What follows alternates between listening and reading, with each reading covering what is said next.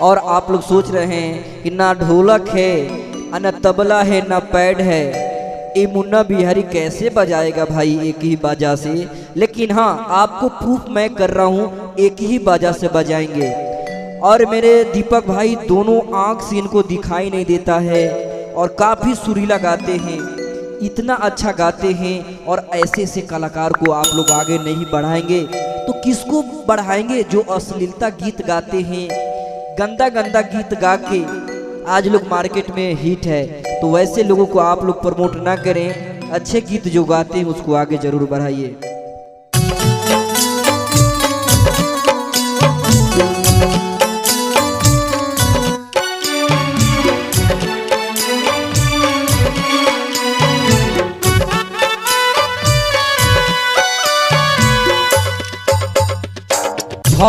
के समान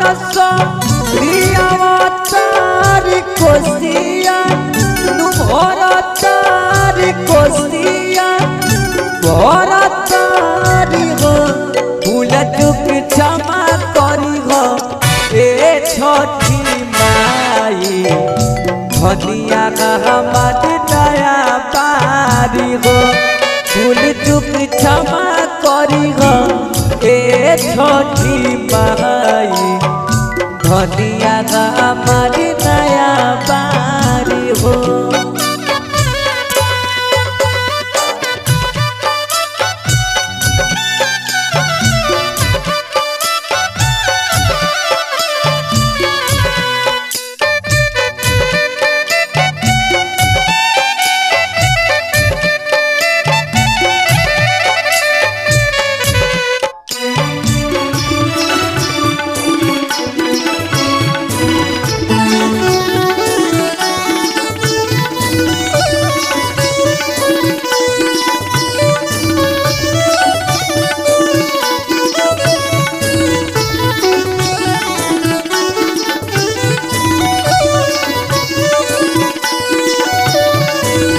और क्या कहते रे सबरे में रहल बारी धनिया विधि कुछ ना जान करके बहरत जिद करेली नागी काला पमान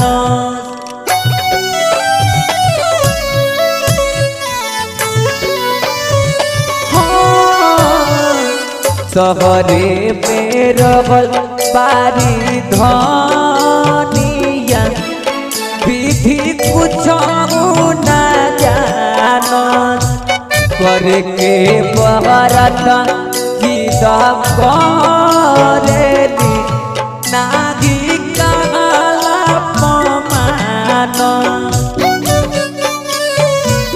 छठ के समान सो तारी लागेला हे चला तारी धोरे थो रे ढोला तारी हो भूल चुक क्षमा करी हो ए छोटी माई धनिया हमार दया पारी हो भूल चुक क्षमा करी हो ए छोटी माई धनिया हमार नया बारी हो।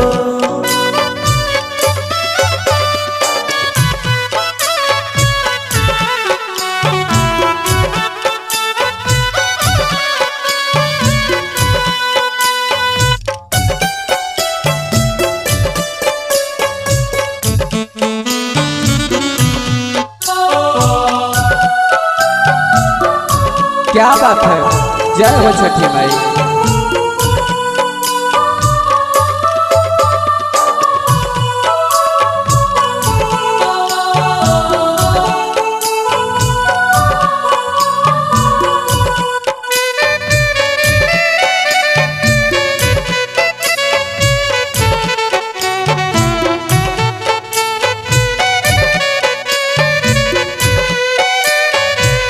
हाथ जोड़ी करे लिपिनतिया माई सारा गोदिया में खेले इनका लाला माई खुशी मन से जाएंगे पवन पर राजी लगाओ तारी राजी लगाओ तारी पेढ़ी के पियो सारी हो भूल चुक क्षमा करी हो ए छठी माई धनिया हमारी नया भूल चुक क्षमा करी हो ए छठी माई धनिया हमारी नया बारी हो। तो चलिए ये अभी कार्यक्रम देख रहे थे, सुन रहे थे मुन्ना स्टूडियो लाइव चैनल के माध्यम से। अगर ये कार्यक्रम आप सभी को अच्छा लगा हो तो शेयर कर दीजिए। चलिए नेक्स्ट वीडियो मिलते हैं, तब तक के लिए good take care, bye bye, जय हिंद, जय भारत, वंदे मातरम।